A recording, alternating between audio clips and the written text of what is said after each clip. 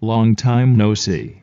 Today I wanted to demonstrate and show some tips on how I hatch and shade hair in my illustrations. To start off, I have my illustration line art prepared.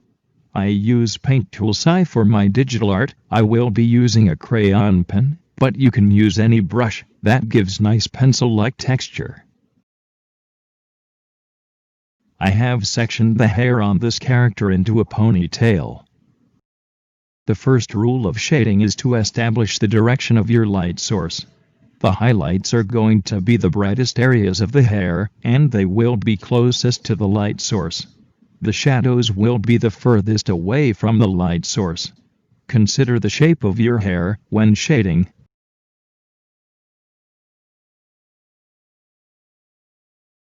This area is bending over the character's shoulder. Since our light source is from above, I will darken the area beneath the hair to emphasize its form.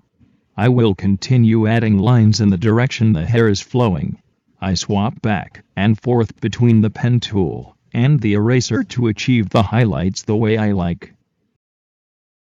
The strands pulled into her ponytail travel perpendicular to the front of her hair that is clipped back.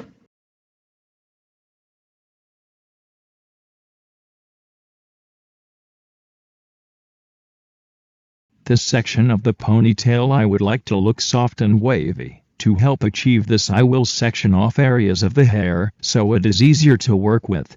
Now I can follow the slope I have mapped out to make the hair look like it is flowing rather than the stiff sections we worked on earlier. This process is time-consuming and takes a fine hand. To achieve a seamless highlight on the hair, you want to blend the light and dark areas of the shading with a soft stroke. Hair is pretty unpredictable and different strands will catch the light. Now that I have finished shading this area, I want to add some color.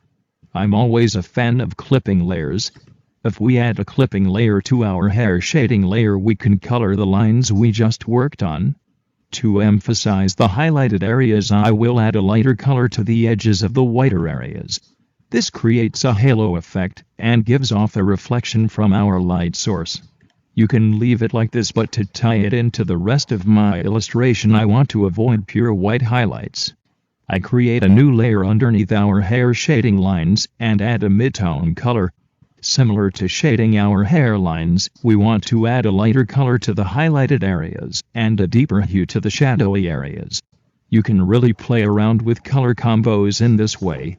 That's all my tips on this hatching effect. It gives a nice graphic look to any illustration. I hope you have fun with it and use it in your own drawings.